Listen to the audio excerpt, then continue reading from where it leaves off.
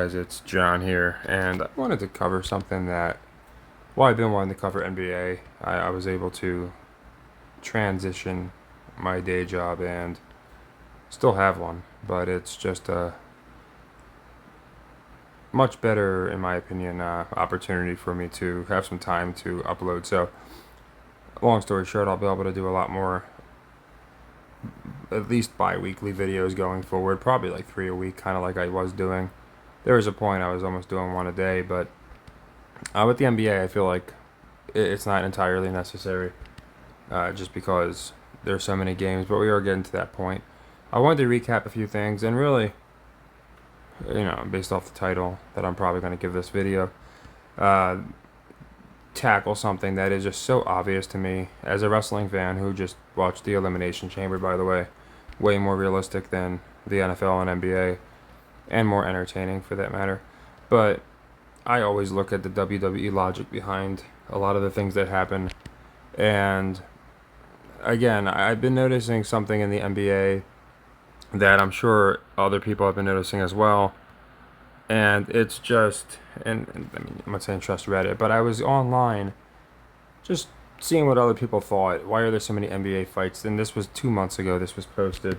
So they had already been having a few fights. And since then, since 2 months ago, it's been absolutely ridiculous. I mean, I think there's been no less than. I just got NBA fight up here. I feel like there's been like no less than 10 fights in the last 3 weeks. Whether it's techs, players like getting in these fake scuffles. Here's Kevin Durant, like never been in a fight in his life. He's punching guys. Anthony Edwards, you had this one, and it's like top guys getting into fights, right?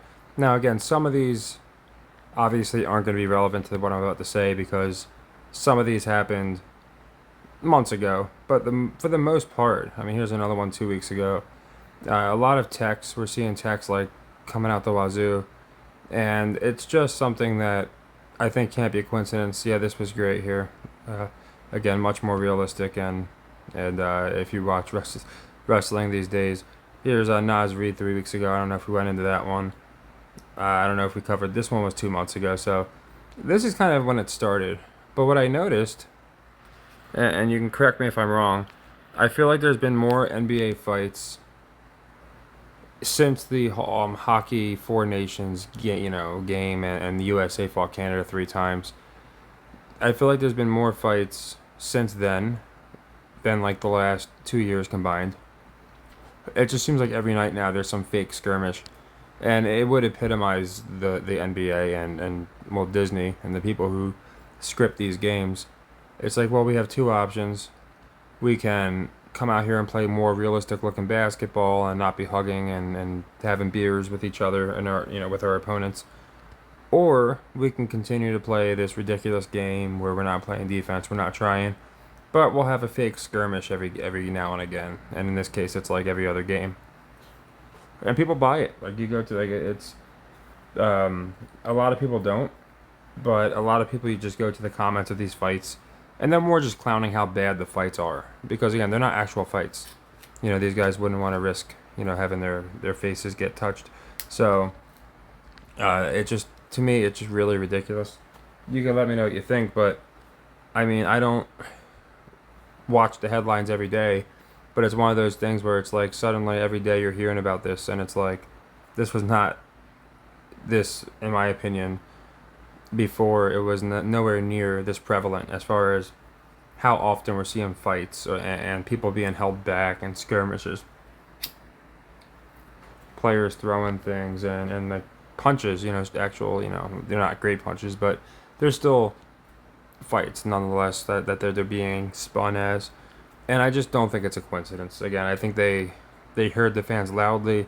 I think they had like a 50% ratings drop. Because now you have to understand, WWE just gets bigger by the day. And even though I feel like they're all owned by the same conglomerates and controlled by the same conglomerates, they're still competing with the NFL, which did better ratings than the NBA by a lot this year.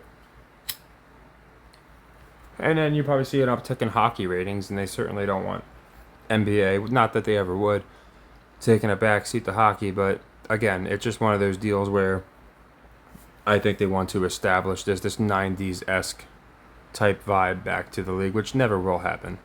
These guys just are too entitled and soft to actually have real fights. And the reason I actually believe it happened in the 90s is I genuinely believe it was more shaving of points and things like that, but most of the players still were playing to win, versus now where it's more just like a complete script fest from beginning to end. So yeah, I imagine, we'll see Luka throwing some haymakers at Kyrie pretty soon, even though they're supposedly best friends right now. We'll probably see Clay and Steph getting into it. Maybe not those individuals, but I think you get my point. Just to set up these playoffs. What I can say is, again, we're looking really good. I noticed the NBA has done this the last couple seasons. It's like the teams in the top like 8 are basically have like secured their spots really early on. And I think it's just because some of these teams, like, I don't think anybody for a second thought the Sixers, the Wizards, the Nets, the Raptors had any prayer. The Hornets might have been the one team people thought might, pull a Pistons here and surprise people, but even them. So like our top 10 is almost exactly in order. If you look at my tier video, which basically doubled as my playoff video, because I went into who I thought was going to win the divisions and more so the finals.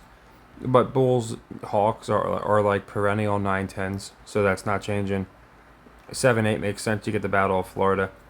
And then, of course, this will be exciting. It's a little fresh, right? You have Cade Cunningham, who's obviously being pushed very heavily. And a hungry Detroit team. Maybe get matched up against, I don't know, like right now, I guess it would be New York. But I could see them getting matched up against like Cleveland or Milwaukee and actually upsetting them and moving on. But my point being, we're doing really well in the East. The West isn't going to be the 10 I had. Now, last year I had the Blazers getting in because of one Shadon Sharp. This year I didn't, so I'm not going to say I did. But it's actually probably one of my better predictions, simply because nobody knew who this guy was. I mean, a few people probably did, but not that long ago. He was drafted, just 2 years ago, he was drafted, I think last year, so this is his second year. And I did make a pretty ridiculous take. I said he was going to be the best rookie out of the class. And that's not the ridiculous part. I think pretty soon he's going to have an argument against Banchero. I just think he's way more entertaining. And that's what I liked about the guy. He's like a super athlete, and he has this aura about him. He kind of came out of nowhere. He barely played in college. And that was my whole argument, was like, this guy who came out of nowhere is going to go nuts. And it just proves how scripted the NBA is, because the Blazers could have traded like Simons, Jamari Grant, and a pick, and got themselves like a superstar, right? I'll just try and think of a guy that would make some sense. Maybe somebody like, I can't say KD because he was traded 12 times and just got traded to the Suns, because it wouldn't be a guard. Maybe a big man. I don't know if they wouldn't have got like a Giannis. If they traded Dame, they would have got Giannis, which is obviously ironic because they were together now. But just, like a top tier level 3 to 5 position, I feel like, or maybe Jimmy Butler, that's a perfect one. I felt like they could have easily traded, and I think they were trying to get Jimmy for Dame. But you do Simons, you see some of these ridiculous trades that go around the league. I don't see how they couldn't have landed like a Jimmy Butler by trading, or maybe like a Cat, someone like that, by trading, again, Ant, who's a really, in my opinion, solid scorer. They locked him down to some ridiculous contract that he's not worth that much of. But then you throw in like a first round pick and Jamari Grant and something like that. There's no way they couldn't have got, looking at these other trades, somebody like that. And then your lineup is pretty sick. Your lineup's Dame, like Shadon, or it would be like Dame, Scoot, Shadon, whoever they might have traded for. We'll just say Cat, and then DeAndre Ayton. That's a pretty solid 5. And then when they traded Dame, or whatever the heck happened, they let him go. They could have got so much better. Again, they could have got easily like a Jimmy for Dame. And again, you're looking at with Scoot and Sharp, then you throw in freaking Jimmy, and you have DeAndre Ayton. This team would have been amazing. So it just shows how scripted it is. Like, these teams could obviously do a lot of things to be better. But my point being, Shadon's starting to really establish himself, and I think he's going to get that push. He's almost at 20 points a game, and we just saw that ridiculous. They're calling it the dunk of the year, and it was a very nice dunk, and that's the reason I think he's going to get pushed. Not to go on a tangent, but essentially I just believe that Shadon's going to get pushed. And it was my actual second video ever. It was on the first channel that got Thanos snapped. And I had gone into, my first video was a Kobe video, and the next one was why Shadon Sharp's going to basically surprise the world. So looks like he's doing it more so this year. I was a year behind. And they could get in the playoffs, but I'm going to stick to my original theory. Now, we're far into the season, and what I will say is one team I had getting in makes no sense now. Not because they're out of contention, because they're not, but it's the Spurs. I mean, they already didn't have Pop, which is a big part of that team. Just, seeing his presence. But now with Wemby out for the year with this blood clot, there's no reason they get in. To me, it made a lot of sense that they were going to be one of the play-in teams. One of the teams I had that didn't have getting in was the Kings. So we were 9 out of 10 essentially in the West and 10 out of 10 in the East, with the Spurs really being the only outlier. And the Suns I have getting in. I just think, especially with all these fake fights, you got to get the Suns, Devin Booker, and Durant in there. I actually think it's going to be the Kings that wind up getting flipped. I think after last year, Ant has to get back to the playoffs at least. I think Dallas has to get in because you have great rivalries with Clay and the Warriors, as well as obviously Luka and the Lakers. So I feel like they have to get in and match up with at least one of those teams. And Golden State speaks for itself. The Clippers kind of speak for themselves. Rockets were one we had. I didn't have them doing this, I'll be honest. I had them as like a play-in. And the Grizzlies, I didn't think they'd do this good. But with Ja returning, obviously it makes sense they would do well. And the top three is basically where I feel like the playoffs are going to go through. So, if you haven't seen my videos before, I'm not going to go too deep into it. But I think we get Celtics-Lakers. I really do. Again, I think NBA copies wrestling. So by having the Lakers get there, you're going to have them, the first father-son duo to win a championship would be pretty interesting. And I think that's what we get. So I think the Celtics get back there. And again, if the Lakers win, they will tie the Celtics, who just got I think Celtics just got number 18. I think Lakers are on 17. Which again is interesting because in wrestling, John Cena is going for number 17 at WrestleMania now. Again, there's a lot of tie-ins that I noticed. He's from Boston, by the way. You have a lot of connections. So, in my opinion, it just makes sense that Celtics go back. Even with the record of the Cavs, I think the Celtics are the runaway best team in the East. And I think it goes further, as we just saw with the Eagles in retrospect. And we've seen it before. And even with like Ant, even though it was the Western Conference Finals, or no, it was the round before there. But like Ant knocking off the Nuggets, it went way further for Ant's legacy when you knock off a reigning champ. So for me, for the Celtics to get back there again, look really strong. For the Lakers to beat them, just looks better on the legacy of LeBron and Luka. And there's a couple other reasons I love the Lakers. I refuse to believe with the way they treat LeBron. They treat Curry fine, but it's like they have their established goats. Like Jordan can't be disputed. Like if you're talking about like the sports media, they're all gonna say it's Jordan essentially. But LeBron is not the same as Curry. So for them to finish with 4 rings apiece makes no sense to me. LeBron's got to get his 5th ring.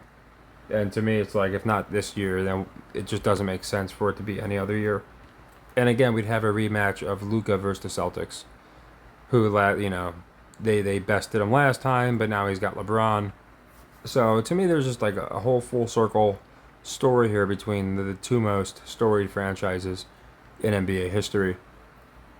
So yeah, to me, I think nothing's really changing me from that.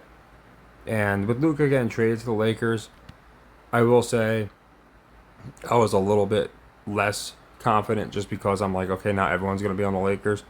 But people are kind of still treating the Lakers the same. Like, like even with Luka, they still play like non-championship team. They still lose games that they shouldn't, like their recent loss to the Hornets. But they've been pretty darn good since Luka got there.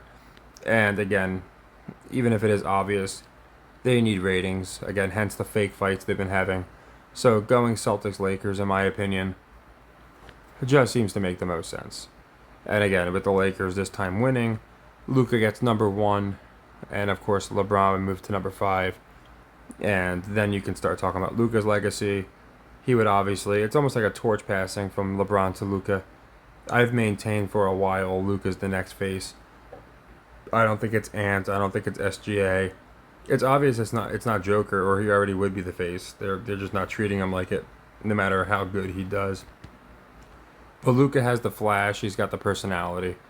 Everyone likes Luka for the most part, and he plays, in my opinion, the most like LeBron. I never got the Larry Bird comparisons. Like Luka's not a rebounder who scores. He's a facilitator, kind of like Magic, LeBron. So to me, yeah, still have the Lakers winning this whole thing, and I think it's going to be against the Celtics. And I think it's been a while since we've, maybe not a while, but I think it's been a little bit since we've got to a Game 7 in the finals. I think it's going to go 7 games. For some rivalries in between and maybe some sleepers, I do think we're going to get along the way Lakers, Mavs. It just makes sense to me. And I think the Mavs might even knock off the Warriors.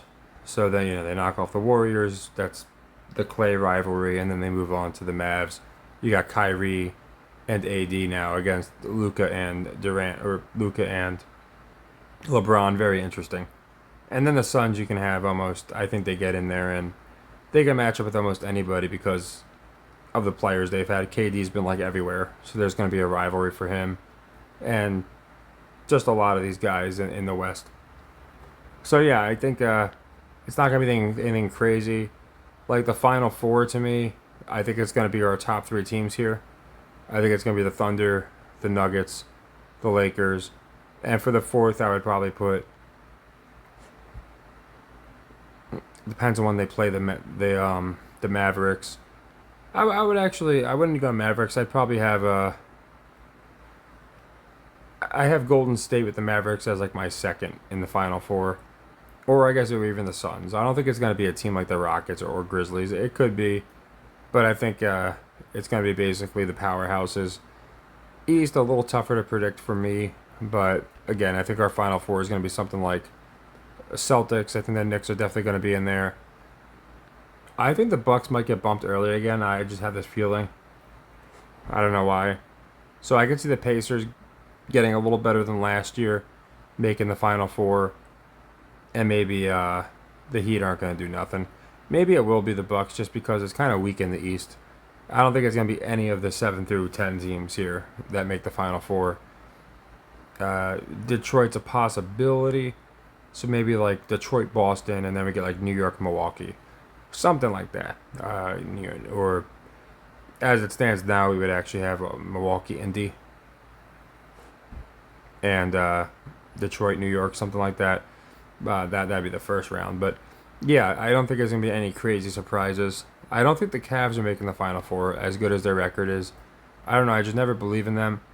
I always equate them to the Vikings, and they seem to always follow the Vikings trend. They play like really well.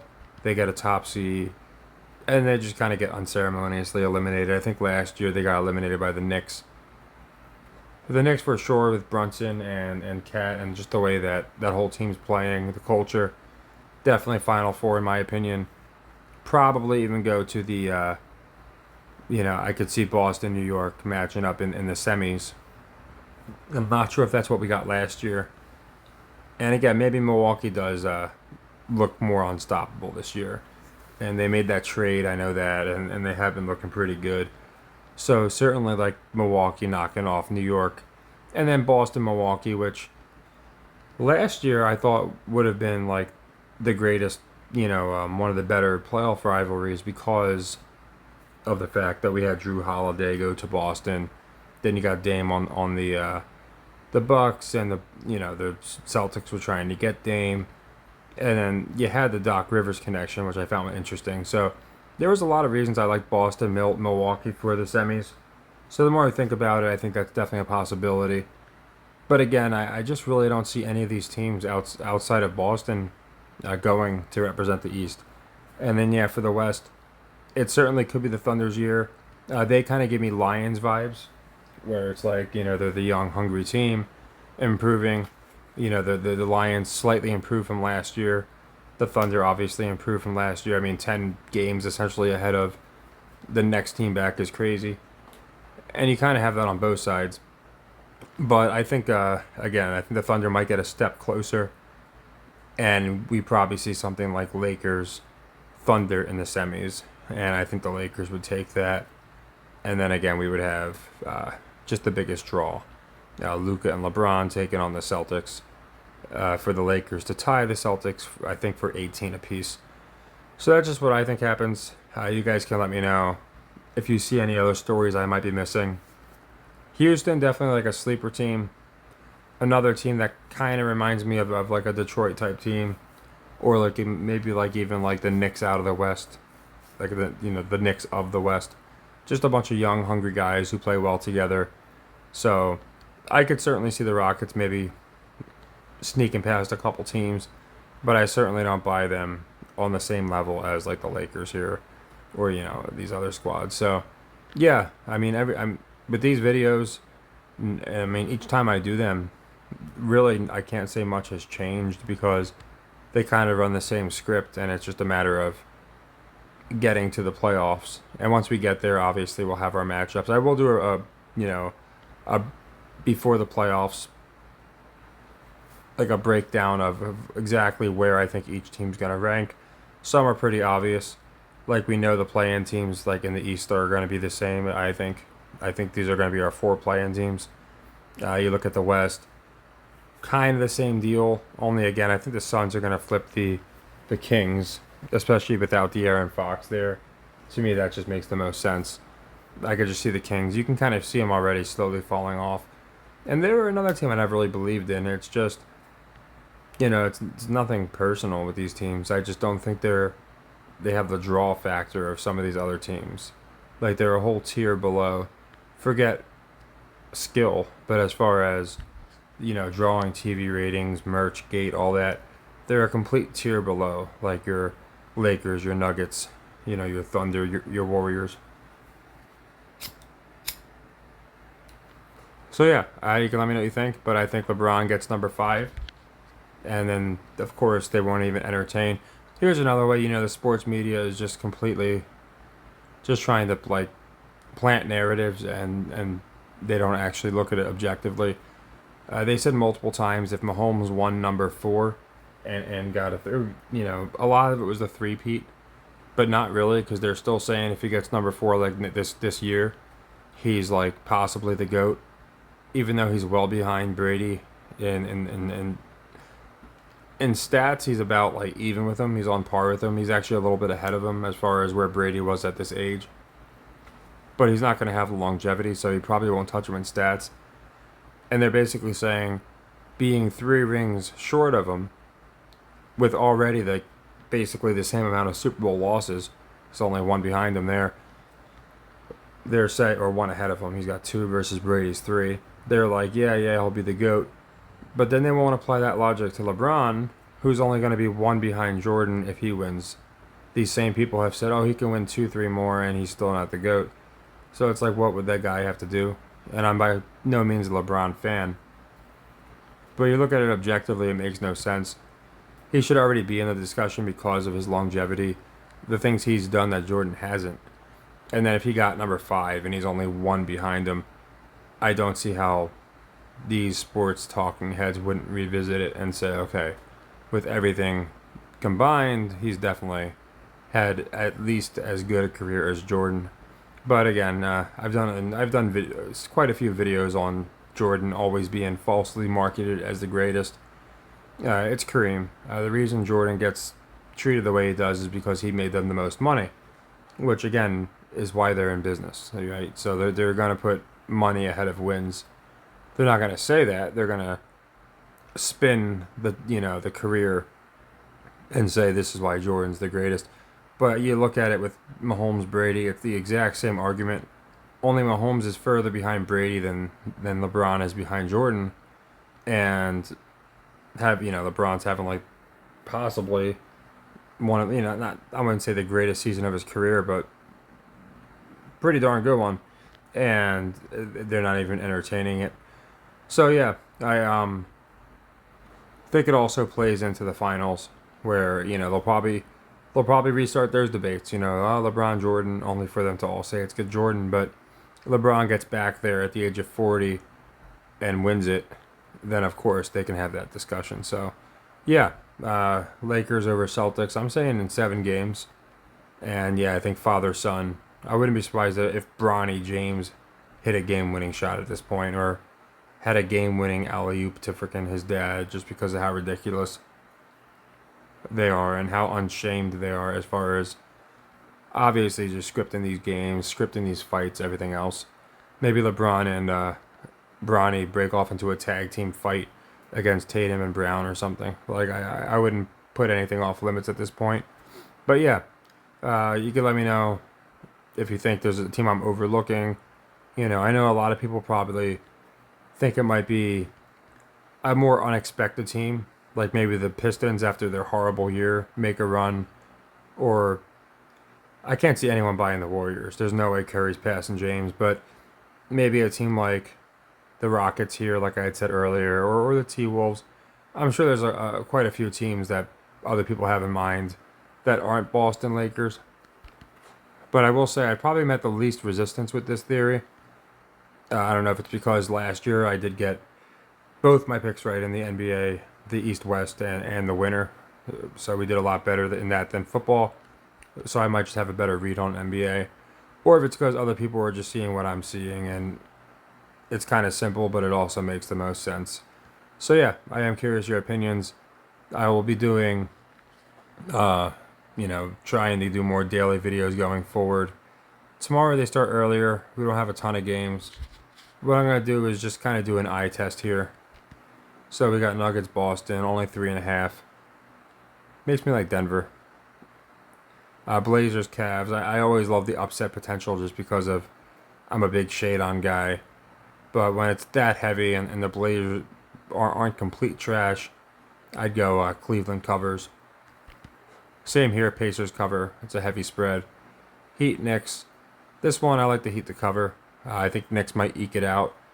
But I think not many of the public has been on the Heat lately, and it's one of those games where actually this one makes more sense to have like an 8-point spread or something like that. So I got the Heat cover in there. Raptors, Magic. Again, looks kind of like a light spread. Makes me like the Raptors to cover. This one probably going to be an as advertised ass kicking. It's on ESPN. No Wemby. The Thunder, I don't see why the NBA wouldn't continue to make them look unstoppable when they're already killing it. So I think they would cover this spread. Pelicans, Jazz. Pelicans have been a surprise. I actually did have them finishing a lot better than this. They were one of the teams I had teasing like a play-in. Just because I was like, okay, this is the year they're going to have a healthy Zion, and, they kind of just pulled the same script with them. So 6.5 when both teams suck make me feel like the Pelicans probably cover that one. T-Wolves, Suns. For this one, I'm going to look at the history. Let's see, we have T-Wolves. Okay, I'm going to take the Suns. I love 50-50 booking. They do it in wrestling all the time. And I think they're going to go that way in the NBA. And like I said, I have the Suns flipping the Kings. So for that to happen, you need Suns. And then I'm going to go Clippers here just because the Lakers just beat them. And I think they're going to, again, I'm a fan of 50-50 booking. So I think more people will be on the Lakers. So we've had Clippers, Lakers, Lakers. Yeah, I think they even it out, and the Clippers get the win there. So This is more just an eye test. I have not been like watching the games vigorously, so I'm gonna have to get back into that. But I have noticed a lot of the headlines, a lot of the articles, so I kind of have an idea of where I believe they're gonna have these teams finish. So yeah, those are my spreads for tomorrow. I figured I'd get that in there while I was at it. If I had to pick an upset, it would be the Blazers, just because, again, of the fact that I think they're trying to make shade on a thing. So maybe he sees he matches up with Mitchell a lot of the game or something. But for the most part, it's a heavy spread in my opinion. So usually when you have double-digit spreads, the team usually winds up. I feel like the public's just a little apprehensive to take a team giving up 11.5. But again, if the Blazers cover, I'll say I feel like there's a good chance they win. So I wouldn't want to play the Blazers cover. I would either just play the Cavs cover or Blazers win outright. So that's just kind of how I feel like it happens. And yeah, Heat Knicks looks a little suspect here, only being 5.5. Not sure if there's an injury, but even if there is, yeah, so nothing crazy here.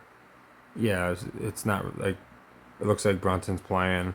It looks like the Heat's got their guys going. So yeah, I think the Heat are going to cover that one.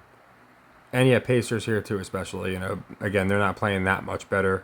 Chicago's playing lackluster, but they're not a garbage team. And the Pacers aren't playing like the Cavs, so 9.5 feels pretty heavy. So yeah, that's kind of what I do with a lot of these, and it usually winds up working out pretty good. Just we'll see how it goes tomorrow. We got basically a close to a full schedule, so looking at just the line test, you know, where they have the lines, if the lines make sense, and some do. I feel like some don't, and that's kind of what I'm looking at. And then obviously with ones like the Suns here, pretty important win for the Suns to be able to flip their way into the playoffs, which I think they're definitely going to do. So yeah, I'm curious what you guys think, and about the fights as well, because it's just, in my opinion, been ridiculous. It just kind of came out of nowhere where now every night there's like a fight, and they're not acting like it's out of the norm. They're acting like it's been happening forever, and it certainly hasn't. Like I said, we probably had more fights since that hockey debacle, whatever you want to call it. It was a debacle for the NBA for sure. Then the 2 years combined before it, there's been so many, and then you throw in the techs and all that, and it's just been ridiculous. And you can only imagine as we near and then get to the playoffs, we're probably going to start seeing dog piles and stuff, and just complete sucker punches, because, like, I guess in their mind, that's what's going to bring the ratings back, fake fights. You know, not actual games where you can tell they're competing from buzzer to buzzer, but just the fake fight here and there. So yeah, I still love Celtics Lakers, and I like the Lakers to win still. Good odds if you pick exact matchup right now, you know, especially if you pick the games and it winds up being 7. But even the exact matchups, well in the plus. I think it's, last I had checked, it was like plus 1,000, because the Lakers, but even with the Vegas lines, which again it makes me a little nervous, they're getting pretty long odds for having Luka, LeBron, and the record they do. So I find that interesting. But that was also said about the, you could say that about the Eagles last year, had pretty long odds. So long odds never prevent a team from making or winning. It always comes down to the balance of the ratings they're going to draw, as well as the money they pick up on the games collectively. So yeah, maybe it won't be the Celtics, so it doesn't have to be. But I think with the Luka going to the Lakers, and of course we had that Celtics-Lakers showdown with Kobe before, all that stuff, I think it just makes sense that we get Celtics, Lakers here. And Luka gets his redemption, and LeBron gets number 5. So let me know what you think. And if you saw the Elimination Chamber, if you thought it was more realistic than these freaking leagues, you're not the only one. Again, they're all sports entertainment. The difference is wrestlers actually train in the aspect of making it not look ridiculous. Whereas I feel like these NBA players just now is going out there and saying, all right, let's go out there and have a fake fight. Looks so choreographed. It really does. So yeah, a little longer video, but it's because I wanted to kind of cover as much as I could in one, and thought while I was at it, I would just cover these games we have coming up technically today, tomorrow, depending on where you live. So take care and happy earnings.